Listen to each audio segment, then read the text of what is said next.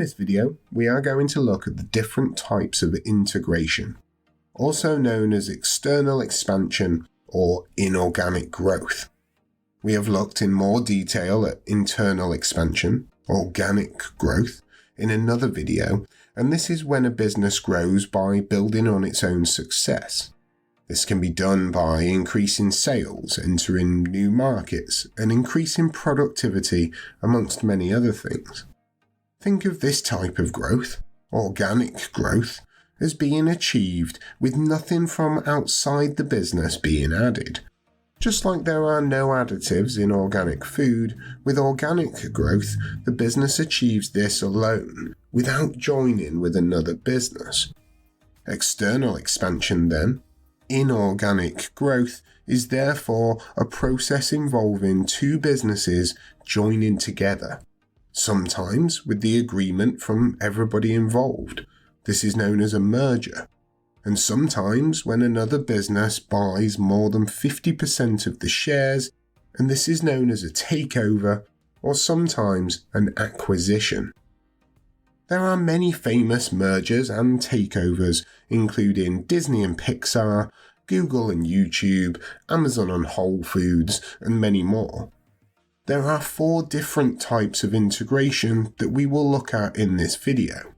They are horizontal, vertical backwards, vertical forwards, conglomerate, or this is sometimes known as diversification, or to diversify. We will look at each of these carefully, but first let's introduce this video's main example.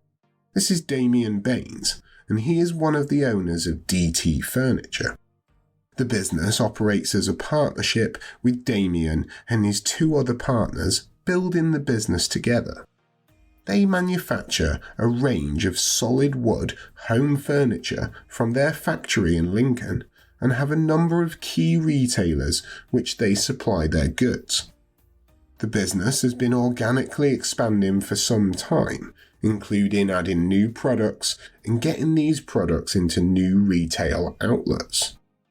Looking to further expand though, they are now considering joining with another business, and the big decision they now have to make is who should they join with. Importantly, what are the benefits of this type of integration or external expansion?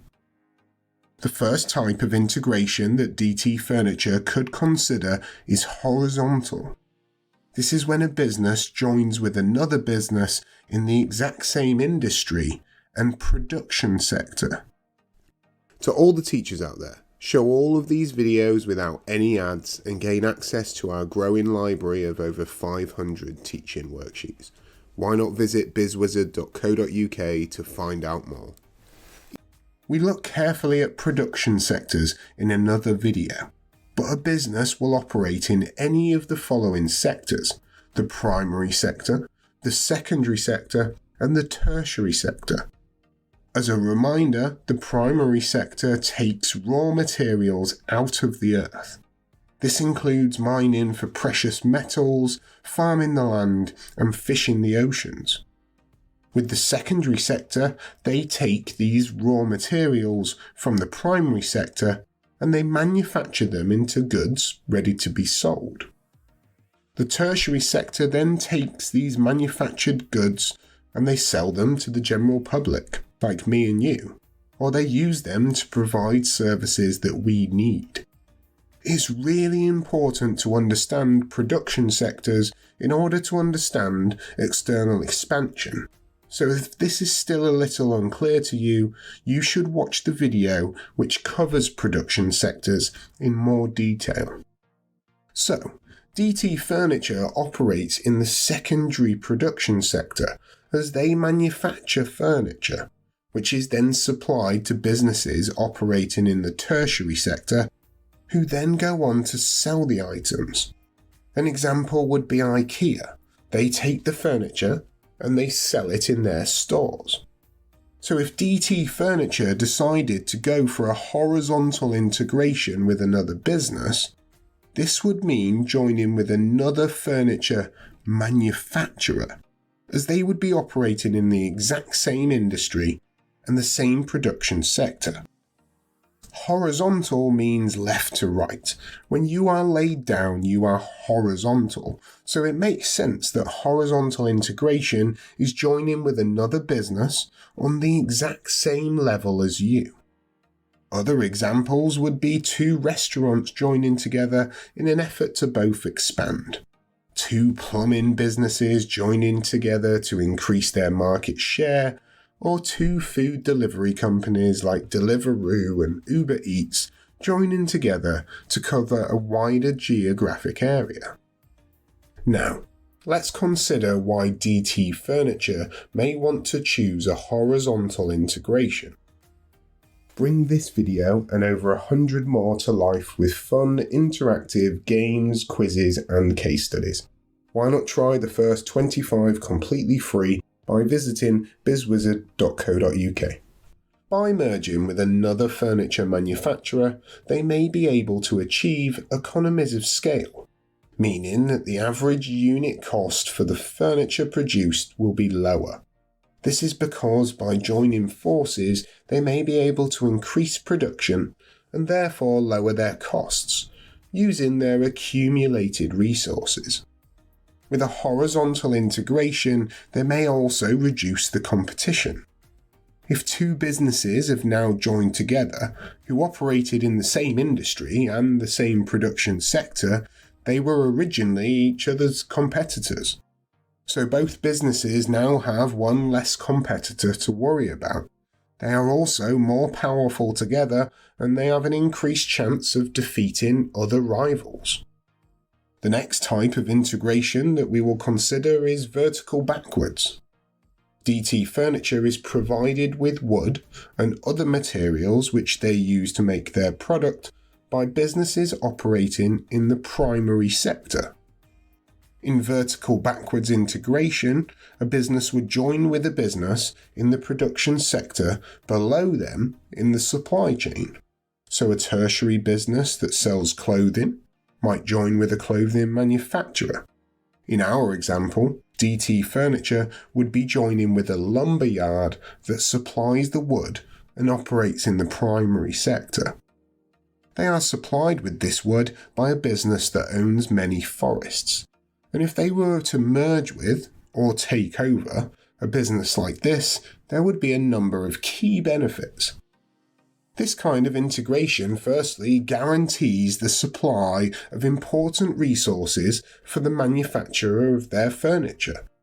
There is now no risk that the wood produced would instead be provided to another business, when it is actually needed by Damien and his team to keep up with demand. This also means that they are able to stop the supply of wood to other competing furniture manufacturers who may use this supplier. By doing this, they make significant operational difficulties for competing businesses. There are many other examples of vertical backwards integration which we could consider, including a supermarket taking over one of their wholesale suppliers, or as simple as a butcher merging with a local farmer. We will now consider vertical forwards integration. This is when a business joins with another business above them in the supply chain. In our example, this would mean DT Furniture joining with a business in the tertiary sector. In this situation, DT Furniture may merge with or take over a retail business that actually sells the furniture to the customer. For example, merging with a company like IKEA, Argos, or Dunelm. By doing this, they would guarantee themselves a point of sale, somewhere that their customers can go and buy their products. There is no risk of their products not being stocked in stores because they have now joined with a retailer. They may also be able to stop this retailer from stocking any competing furniture products. This might therefore mean that rivals lose market share and that they struggle to compete. Each of the video courses over at bizwizard.co.uk also includes an interactive business case study that applies the knowledge learned to a real-world scenario. There are over 1,000 multiple-choice questions, each with detailed feedback, which tests students' understanding of the content. Why not visit bizwizard.co.uk to find out more? Finally, we will look at a conglomerate integration, which is also sometimes known as diversification.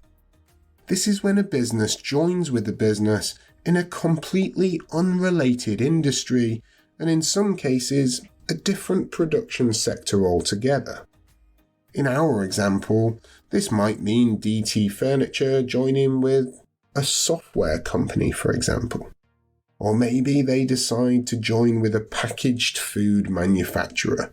A good example of a conglomerate in the UK is the Virgin Group, as they have merged with and taken over many different types of businesses over the years.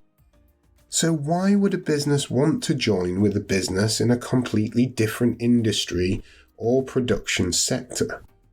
Well, one important reason is that this spreads the risk. Imagine that you are the owner of a major cleaning company in your area that recently took over a local pizza delivery business. On the surface, this seems an extremely strange decision to make.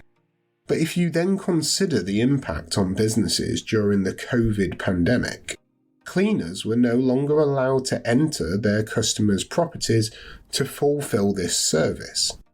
They would have experienced a significant drop in sales as they simply can't operate their business.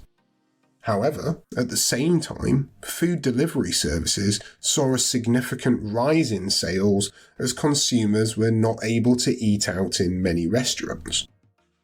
The owner of the cleaning company spread the risk. It was unforeseen that the country would go into lockdown and halt the cleaning business, but they were able to rely on the sales of pizza to keep cash flowing in. There are other benefits of diversification, such as joining advertising efforts, having a shared workload with a range of different skills, and many more. It's important to remember that not all integrations are successful, and there have been many examples of both mergers and takeovers which have failed over the years. Having considered all of their options, Damien and the team at DT Furniture have decided to go for a vertical backwards integration and to merge with the local lumberyard that supplies their wood. Having weighed up the advantages and disadvantages, they believe that by guaranteeing a resource supply and halting trade with competing businesses, they can gain market share within their industry. Business growth is an extremely important part of running a successful business. Try to expand too quickly and you may fail altogether. Try to expand too slowly and you may lose market share to competitors. Inorganic expansion might be the best option for Damien. In the future, it might be the best option for you and your business, but it will not always be the best option in every scenario. And you should weigh up organic expansion against inorganic expansion before making any recommendations in the future. Until next time, this has been the Biz Wizard. See you in the next